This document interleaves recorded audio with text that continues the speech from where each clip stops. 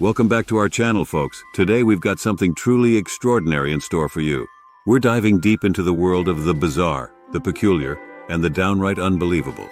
You're watching 13 circus freaks that actually existed. Buckle up because this is going to be a wild ride. The circus has always been a place of wonder and amazement. It's where the extraordinary becomes ordinary, and where the bizarre takes center stage.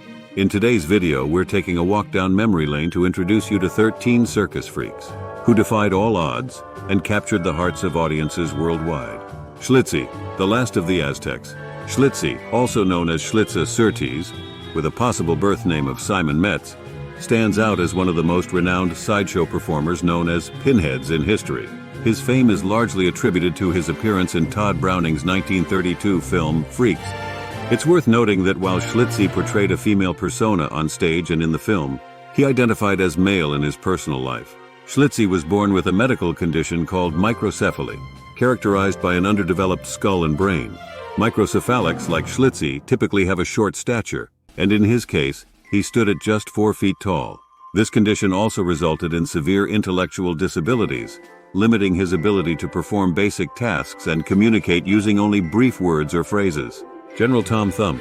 Charles Sherwood Stratton, better known as General Tom Thumb, is one of the most famous little person sideshow performers in history. Young Charles stopped growing at approximately 2 feet tall. At the age of 4, he was discovered by P.T. Barnum himself, actually a relative of the Strattons, and quickly became a member of Barnum's circus. For the next 40 years until his death in 1883, Charles had wild successes as General Tom Thumb, earning a fortune that would make him a millionaire today.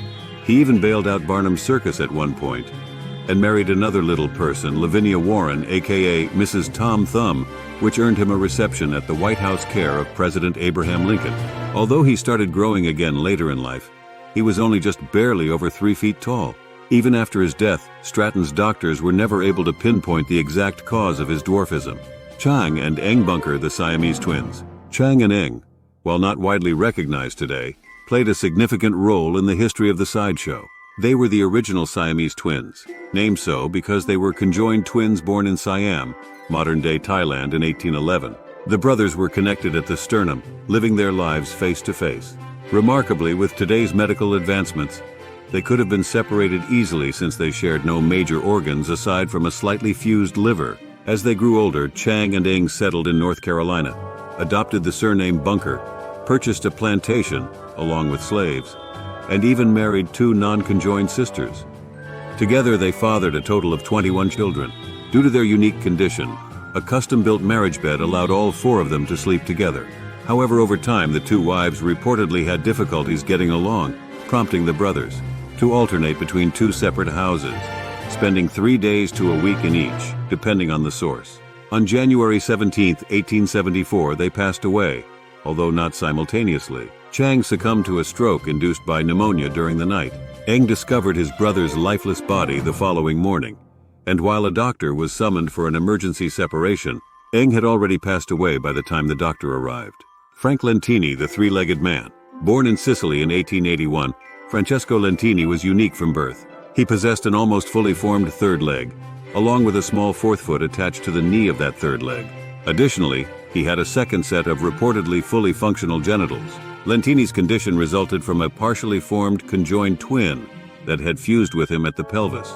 Because the remaining parts of the twin were directly connected to Letini's spine, it was deemed medically infeasible to remove them. Consequently, Frank Letini lived the rest of his life as the 3-legged man. Initially, Frank struggled with depression due to his condition. However, after spending time at a school for disabled children and seeing others dealing with various disabilities, including blindness and deafness, he grew more accepting of himself. This acceptance led him to a career in the sideshow, where he showcased remarkable feats such as kicking a soccer ball with his 3rd leg and jumping rope. He eventually worked with all the major circuses and earned immense respect within the sideshow community. Joseph Merrick, the Elephant Man. Joseph, also known as John Merrick and famously referred to as the Elephant Man, stands as one of the most renowned figures in the history of sideshow performers. Born in 1862 with a set of genetic defects that remain unconfirmed to this day, Merrick's life was marked by the gradual development of numerous growths, protrusions, and tumors covering his skin and bones. Merrick's condition remained dormant until the age of 5. leading his parents to believe that it was triggered by his mother's fright from encountering an elephant during her pregnancy, an origin that earned him the moniker Elephant Man. Throughout his life, Merrick encountered difficulties in securing employment.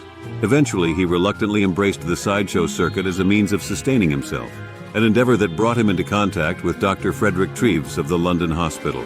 Although Merrick later expressed tolerance for his time as a sideshow performer, he did not amass significant wealth from it. In a regrettable turn of events, he was swindled out of his savings by one of his managers in Brussels.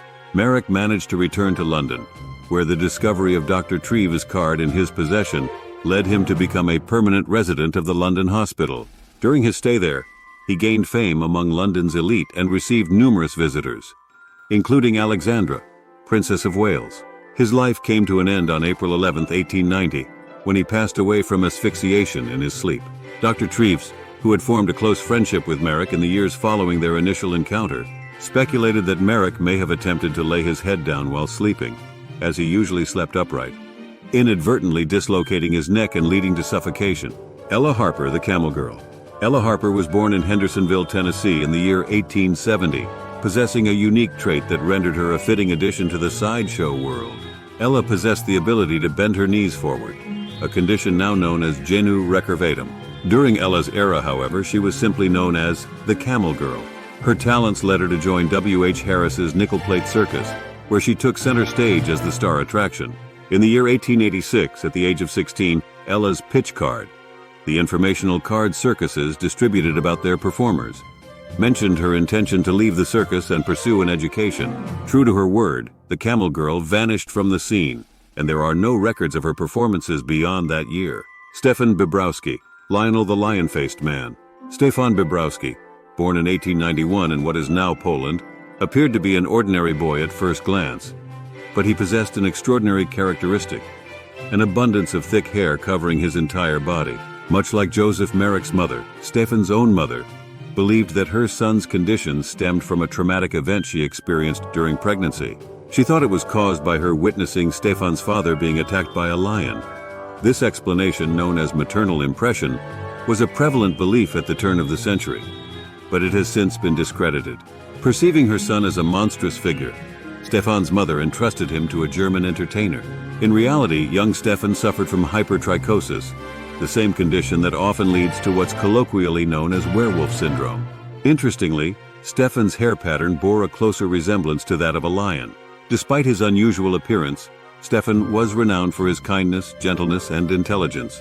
He reportedly spoke 5 languages and incorporated conversations with his audience into his act. In his 30s, Stephan retired from the circus and returned to Europe. He passed away at the age of 41, succumbing to a heart attack. Annie Jones, the bearded lady. Annie Jones, while not the original bearded woman, certainly stood out as one of the most renowned figures in this unique category, and perhaps one of the youngest. Her birth date in the 1860s remains uncertain, but her remarkable journey began when she embarked on a tour with P.T. Barnum at a mere 9 months old. Annie swiftly rose to prominence as one of Barnum's prized attractions, notably sprouting a full mustache by the age of 5. She was typically referred to as the bearded girl during her early years in the circus, until she outgrew the term girl, that is, and she also went by the moniker of Monkey Girl. As she progressed through life, Jones became one of the most celebrated bearded women in the entertainment industry.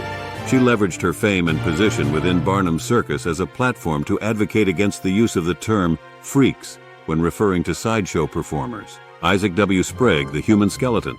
Isaac Sprague, born in Massachusetts in 1841, led a seemingly ordinary childhood, until a significant change occurred when he reached the age of 12. At this point, he began experiencing a rapid and unexplained decline in his body weight, leading to a severe loss of muscle mass. Medical professionals struggled to pinpoint the exact cause of this condition, which was described by at least one doctor as extreme progressive muscular atrophy. By the time he reached 24 years old, his health had deteriorated to the extent that he could no longer pursue regular employment. Consequently, he decided to join the world of sideshows, where he found work sporadically. His association with P.T. Barnum involved periods of employment at Barnum's American Museum, with occasional tours when he faced financial hardships, which appeared to be quite frequent due to his responsibilities as a father of 3 and rumored gambling issues. At the age of 44, Sprague's fragile state was officially documented by a doctor who measured him at a mere 5 feet 6 inches in height and a mere 43 pounds in weight. 2 years later, he tragically passed away, likely as a result of complications stemming from his condition. Isaac Sprague's popularity contributed to the emergence of living skeleton acts that became commonplace in many sideshows. Prince Randian, the living torso.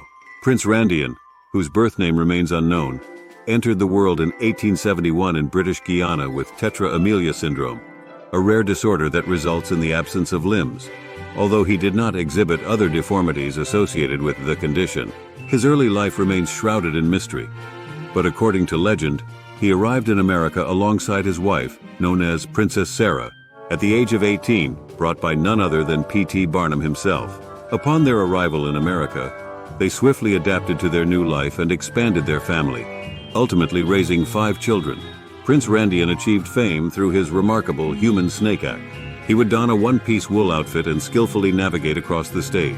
Moreover, he astonished audiences with feats that seemed impossible for someone without limbs, such as writing and rolling a cigarette with his mouth, and even shaving using a razor embedded in a wooden block. In truth, Prince Randian possessed remarkable capabilities despite his lack of limbs. He asserted that he crafted his own props, and even constructed the box to store them independently.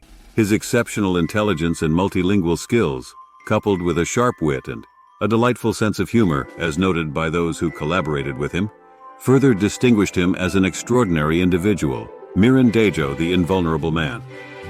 Born as Arnold Gerrit Henskes in 1912 in Rotterdam, the Netherlands, Mirin Dajo, a name derived from the Esperanto word for wonder, became widely renowned for a remarkable feat: the ability to thrust swords and other metal objects directly through his body without suffering harm. While not strictly a sideshow performer, Dajo's act aligned with the traditional sideshow genre, and he excelled in it. He claimed to have acquired this extraordinary skill from Hindu fakirs, who are known for occasionally piercing their bodies without sustaining injuries, albeit not to the same extent as Dajo. In reality, there is no evidence to suggest that Dajo ever traveled to India, and it is likely that he incorporated this narrative into his act for a spiritual dimension. Long before the era of hippies, Dajo used his performance to convey messages of love, the unifying force of life, and a rejection of materialism. Several medical professionals closely examined Dajo, even subjecting him to x-rays with a sword still piercing his body. They confirmed that the blade did indeed penetrate him, though they could not comprehend how he managed to execute this maneuver without causing harm. Contemporary researchers speculate that Dajo might have developed fistulas, small scar tunnels over many years of gradually inserting swords into his body. In 1948, Dajo claimed that he was compelled by voices to swallow a steel needle and then have it surgically removed. He complied with both actions, but sadly, a few days later, he succumbed to an aortic rupture, possibly due to complications arising from the surgery or his daring performances, or perhaps a combination of both. Grady Stiles Jr., the Lobster-Boy. Grady Stiles Jr. represented the 4th generation of the Stiles family, all of whom were born with ectrodactyly, a genetic trait that dated back to the 1840s. This condition caused their fingers and toes to fuse, resembling claws. Grady's father was already a part of a freak show within a traveling carnival, and thus Grady started his performance career at an early age, becoming known as the Lobster-Boy. As he reached adulthood, Stiles, along with his 2 youngest children, formed the act known as the Lobster Family. Unfortunately, Stiles struggled with alcohol abuse and was an abusive husband, leading to a far from harmonious family life. Tragedy struck on the eve of his eldest daughter's wedding in 1978 when he shot and killed her fiancée, an 18-year-old whom Grady disliked due to derogatory remarks about his condition. Grady admitted to the act, claiming self-defense, but he was convicted of 3rd-degree murder. The trial was swift and featured witness testimonies from fellow carnival performers, including a fat lady and a bearded woman. Due to the lack of institutions equipped to address his unique condition, he received a sentence of house arrest and 15 years of probation. In 1992, a sinister turn of events unfolded as Grady Stiles' wife, Mary, and her son, Harry Glenn Newman, known as a human blockhead, hired a sideshow performer named Christopher Wyant to murder Grady for a sum of $1,500. Wyant fatally shot the 55-year-old Grady multiple times in the back of the head while he was watching television in his trailer. Grady Stiles was so unpopular that only 10 people attended his funeral. Remarkably, no one volunteered to serve as pallbearers. His coffin bore a bouquet of flowers with a banner reading, "From your loving wife." Records from Mary's prison stay indicated that she had a tattoo on her buttocks reading Grady Stiles Jr. Remarkably, Grady Stiles III, Lobster-Boy's son, was also born with ectrodactyly and continues to work as a sideshow performer today. In 2014, he and his sister Kathy made a television appearance on the AMC series Freak Show to discuss their father's unique life and legacy. Four-legged lady Myrtle Corbin. Myrtle Corbin, famously known as the four-legged girl from Texas, had a rare condition known as dipagus. This congenital deformity resulted in the unique condition of conjoined twinning, where she had two distinct pelvises and a smaller set of inner legs that she could control. At just 1 month old, her father began exhibiting her to inquisitive neighbors for a small fee of 10 cents. Her unusual condition eventually caught the attention of P.T. Barnum, leading her to start performing in shows at the age of 13. Subsequently, she continued her performances with the Ringling Brothers and joined a freak show at Coney Island. By the time she turned 18, Myrtle had accumulated enough earnings to retire from show business. She went on to marry and had 5 children. It's noteworthy that 3 of her children were born through one orifice, while the other 2 were born through the other. And there you have it, folks. 13 circus freaks who not only existed but left an indelible mark on the world of entertainment. Their stories remind us that the extraordinary can be found in the most unexpected places. If you found this video as fascinating as we did, don't forget to give it a thumbs up and share it with your friends. And if you have any other bizarre stories or circus legends you'd like us to explore, leave them in the comments below. Until next time, stay curious, stay entertained, and keep embracing the bizarre.